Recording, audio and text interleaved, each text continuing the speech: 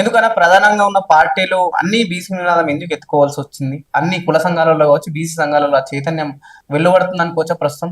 అంటే ఒకప్పుడు మాదిరిగా కూలినాలు చేసుకోవటమే కాదు కదా ఈ రోజు. ఉమ్, మా బతుకులు ఇట్లా ఆగమైపోయినా మా పిల్లల భవిష్యత్తు బాగుండాలి, బంగారు భవిష్యత్తు ఉండాలనే ఉద్దేశంతో కూలి చేసిరో, నాలు చేసిరో, తినకనో పిల్లలు చదివించారు. ఇలా ఉద్యోగ విషయాలలో ఆర్థికంగా కొంత బలోపేతంగా అవడంతో పాటు వ్యవసాయ పరంగా కూడా అభివృద్ధి చెందుతున్నారు. ఇంకెప్పుడు మామూలుగా మా హక్కుల గురించి కూడా మేము అడుక్కోకపోతే ఎట్లా?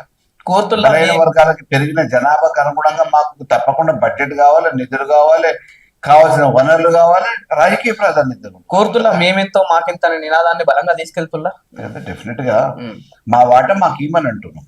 మా జనాభా ప్రాతిపదికన వాటా ఇవ్వమంటున్నాం. మా వాటాను ఎందుకు ఇవ్వరు? మేము పన్నులు కడుతున్నాం కదా.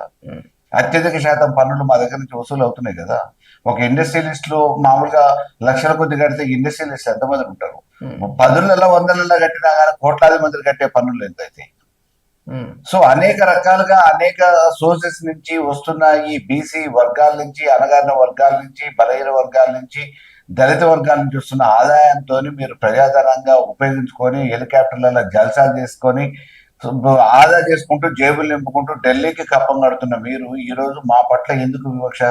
చట్టపరంగా మీరు ఇచ్చిన హామీ ప్రకారం చట్టభద్రత ఎందుకు కలిపియాలి? మేము అడుగుతాం, తప్పే ఉంది.